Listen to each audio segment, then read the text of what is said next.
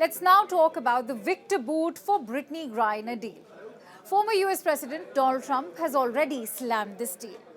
On his Truth Social account, Donald Trump says, and I quote, "I wouldn't have made the deal for 100 people." In fact, Donald Trump has insisted that he would have freed Paul Whelan and that Griner would not have been arrested had Donald Trump been in office. But at the same time, Donald Trump made a huge revelation in his post on Truth Social. He says, and I quote again, "I turned down a deal with Russia for a one-on-one swap of the so-called merchant of death for Paul Whelan. I wouldn't have made the deal for 100 people in exchange for someone that has killed untold numbers of people with his arms deals." Interestingly, Trump's revelation comes in the backdrop of a new theory being peddled by a prominent GOP lawmaker. Who's he? Well, on a leading American news channel, the incoming chairman of the House Oversight Committee, Republican James Comer, connected Brittany Griner's exchange for Hunter Biden. Going by what Comer has to say, the US President Joe Biden may have to face questions related to his ties with Russia.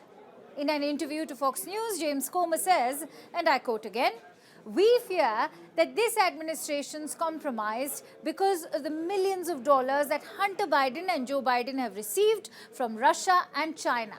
You look at just what happened yesterday. This bizarre prisoner swap that clearly was in the benefit of Russia is another example of why we need to investigate to see if, in fact, this administration is compromised." That's what James Comer has to say. Now, Comer's claims may seem outlandish to some, but it is a view that has roots in unverified claims made by former US President Donald Trump. Trump had earlier claimed that Joe Biden had received $3.5 million from Russia and that it quote-unquote came through Putin because he was very friendly with the former mayor of Moscow.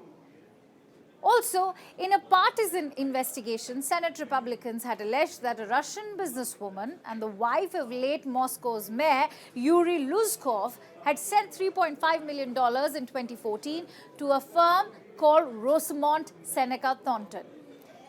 That payment was identified as a consultancy agreement. What should be noted over here is that Hunter Biden was a co-founder and CEO of the investment firm Rosemont Seneca Advisors. But the money received was by Rosemont Seneca Thornton, another firm that Hunter Biden's lawyer claims has no connection with Biden Jr. So much so, he says that Hunter Biden is not even a co-founder of Rosemont Seneca Thornton.